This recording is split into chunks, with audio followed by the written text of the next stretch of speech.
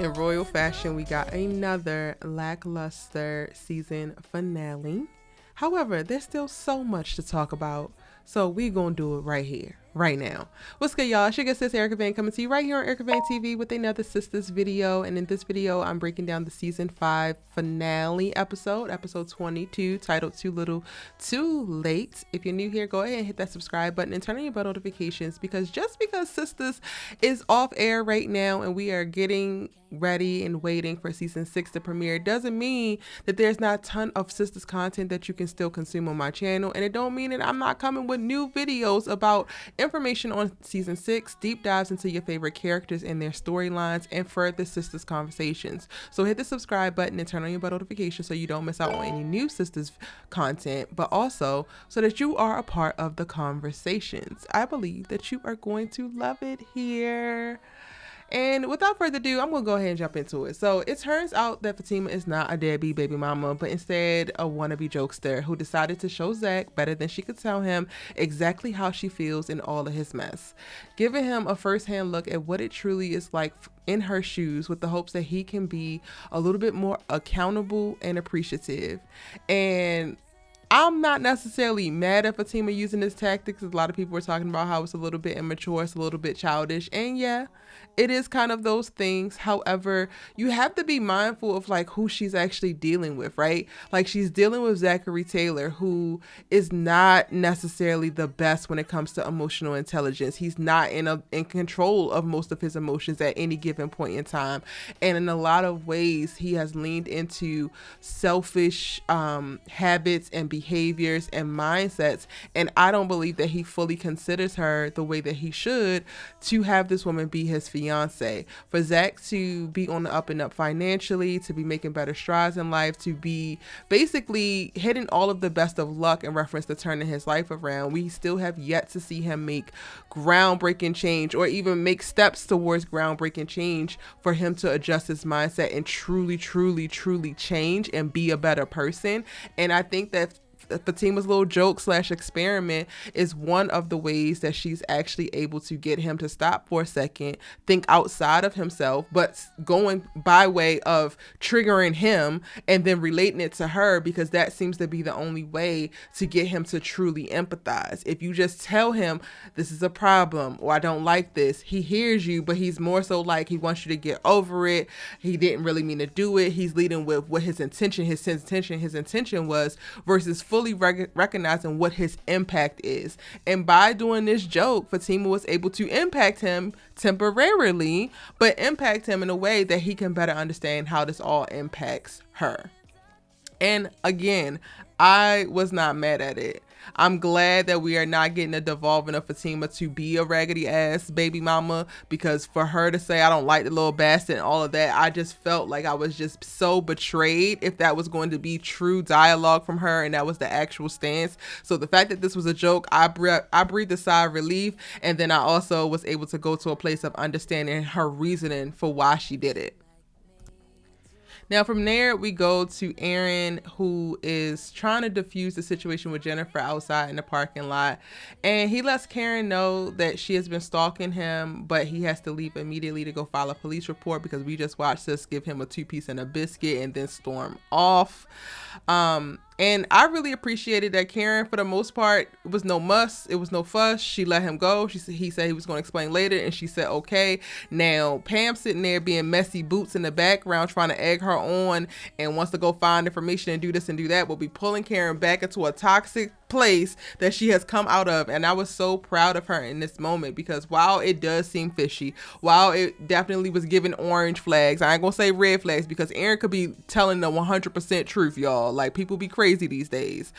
It definitely was giving orange flags. I love that we're getting to see Karen's full-on growth, and she's not quick to jump to super crazy emotional places anymore. I think that she's taken into consideration her pregnancy, into consideration the last few weeks, and by way of all that she had went through in reference to the releasing of ZAC and that relationship. And again, I just love to see it. And I am standing 10 toes down when it comes to Aaron, y'all. I know there's so many of y'all who just is not feeling it. He's too good to be true, yada yada yada, cool. That's for you and your house, but as for me and mine, I'm gonna stick beside him, because again, the way that Aaron shows up for Karen, I think has been beautiful to see. We deserve it. He loves her with her flaws and all, and that kind of feeling and love, I think, should be reciprocated. And for nothing, if not for nothing else, she can give him time and space to explain. Now, if it don't sound right when he come up with his explanation, then okay, cool. Like, let's dig a little bit deeper. Let's maybe create distance or even more boundaries or whatever. But like, let's at least get a man a chance. And before, it was not really looking good in reference to Karen giving anybody a damn chance to explain about anything. Now, I do want to take a second in doing this breakdown to mention that I did go live with the dope YouTuber Hustle Queen Lee, Alicia, over on youtube.com/Hustle Queen Lee. I went live right after the finale, and we talked a lot about our thought process for why the characters were acting the way they did, what we liked about the season finale, as well as the season, as well as what we didn't like. And I'm going to link to that in the description box down below, as well as the cards above, so that you can check it out after you finish watching this breakdown. If you haven't seen it already, it was such a great conversation. I really enjoy collaborating with her, and again, I would love for you to check it out. But we talk a lot about Karen and Aaron on that live, so if you want to hear more, go ahead over there. Now, Maurice decides to apologize to Calvin, and for the most part, these two pretty much make up immediately, and Maurice is able to reveal his plan to run down on Q and then retrieve all their belongings because he has a tracking on his car. But Calvin wants Maurice to just let it go and don't worry about it, like just chalk it up to being a loss, and that's just it. And while I get that for maybe the furniture and all of that, I'm with Calvin on that. The car, ain't nobody letting the car ride. We're not just gonna let this man ride around town in my car with my registration, with my insurance. Absolutely the hell not. I think that Maurice definitely need to think through how he pursued this. I felt like Maurice should have went to the police, because they could have had Q defaulting on his probation, because he still has a damn ankle monitor on. You can't be stealing people's cars while you're on probation. But instead, Maurice decides to go down to the damn airport and confront Q head on, which basically ends up with them getting into a standoff with Q pulling the gun out on him, and then shots firing before the end of the episode.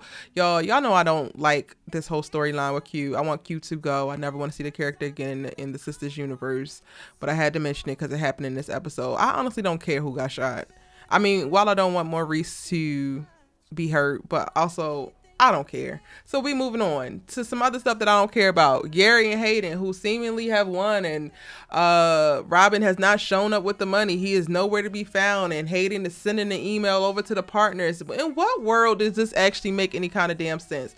Hayden, an employee who is not a partner at this firm, is going to be the one responsible for sending the final email that ousts one of the majority partner of the firm, and he does so while consorting with somebody who's outside of this firm.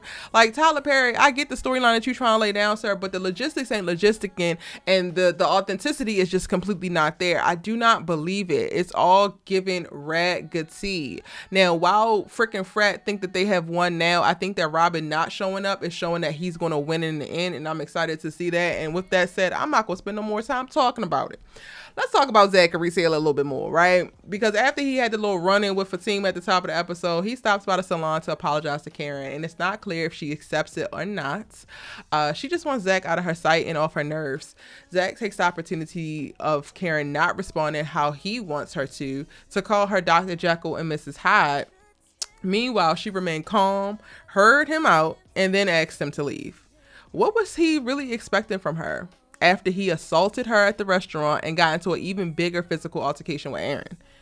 And he did all of this because he thought that she did some petty stuff, like getting someone to take a photo of her kissing him on the cheek and then sending it to Fatima.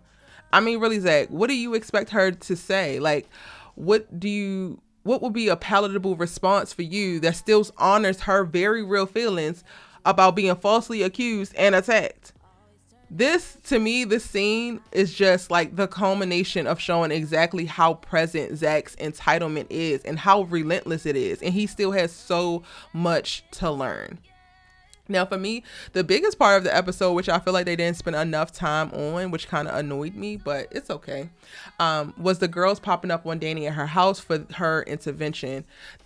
She explains that she was just trying to get her little hot girl summer on, but then she says that she feels attacked and starts to direct her attention back to each of them, pointing out exactly how they all have been hoeing since back in college. And then Andi cuts her off when she's trying to say something with the response of, "Can you say this to Preston? We actually liked him."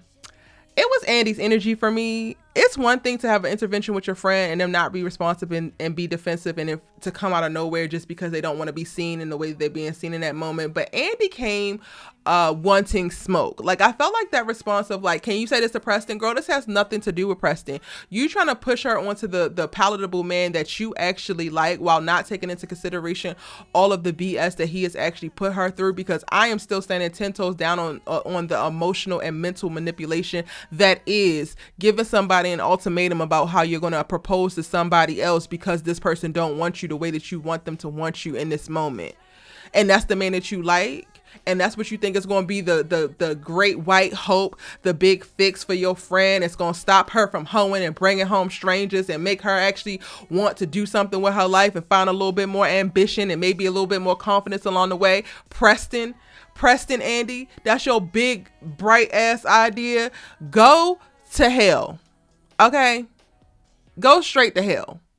And that's what Danni should have told her, but instead she decides to run Andi's whole facts down and talk about how Gary threw his ex-wife off of a daggone building. How hell she started dating him knowing that he was damn married, and then a couple of other things that have happened in reference to her in Paris, her and Robin, and all of the drama that has ensued in Andi's life. So she also cannot judge. Now, before I go on with what Danni ran down on each of the girls, she really called everybody out.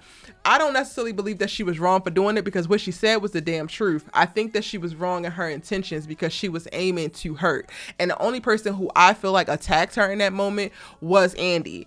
If anything, Sabrina remained neutral for the most part, didn't say enough. She didn't defend her. And I think that Karen is the one who came from the most caring and empathetic place. So, but Karen also didn't take, Danni running down her whole facts and running down everything that had transpired with her and now being pregnant, Aaron and ZAC. She didn't take it as hurtful, I think, as what Andi did, but Andi should have, because Andi shot first. So don't be mad when people retaliate. Oh, and then I forgot this part, y'all, but Andi also asked her, "Might you be with child because of your latest activities?" Andi girl, what the anyway. The biggest insight that we got in this moment came from Karen, and she brings up an incident that happened at a frat party when they were back in college, which is probably one of the earliest sexual traumas that Danni has experienced, potentially laying the groundwork for the Danni that we see today. And then she responds that, "Have you considered that I was using them the way that you were using me? When a man does it, there's no intervention, there's no huddle up." And it's like, Danni, while we get it and we would like to believe that you are just out here doing it because you want to do it, you also do it as a reaction to a lot of other things that happen, which means that you're not actually out here just thotting and bopping because you want to and you're so sexually liberated. You're doing it because you're seeking to feel something in a very, very numb life that you feel like is actually going nowhere. You have no ambition. You don't respect your friends. You smoke and drink constantly. You don't like your job. You don't have a man, even though you want a man. Like, everything is like not what you actually want. And for sex to be the one thing that you feel like you have the most control over, you're not in a healthy space to make decisions about it, because you are exacting so much control in this one area, and it's still leading you to make problematic decisions that compromise your safety. So like, let's try again, girl, because no. Sabrina calling Preston damn near perfect was definitely a trigger for her in this moment as well. And for the most part, again, Sabrina remains silent, and that is what she decides to lead with when she does open her mouth. I was very, very disappointed in Sabrina during this whole intervention. Now, again, Danni pointed out a bunch of things about all the girls, specifically that they all aren't perfect, and she's not about to sit at their feet and worship, which is not what I think that they were expecting for her to do, but I understand how she got there. And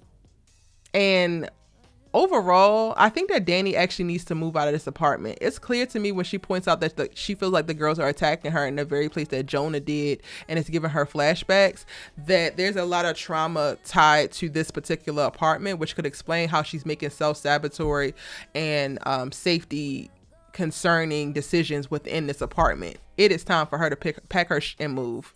Now, aside from that, also what happens in this episode, Heather comes by to ZAC's house, as Fatima suggested, and agrees to $2,000 a month that ZAC offers. The way that Tyler Perry wrote this scene, y'all, I was so over it because Fatima convinced her to go talk to ZAC after Hayden dropped him.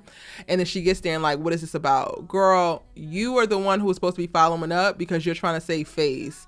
And Tyler Perry kind of just forgot all about that from the previous episode, and we just kind of had to grin and bear it and go through it. But basically, she agrees to the $2,000 because she's a bird, and she's going to let ZAC see the kid. And next season, we're going to see a lot when it comes to ZAC and his kid by way of Heather.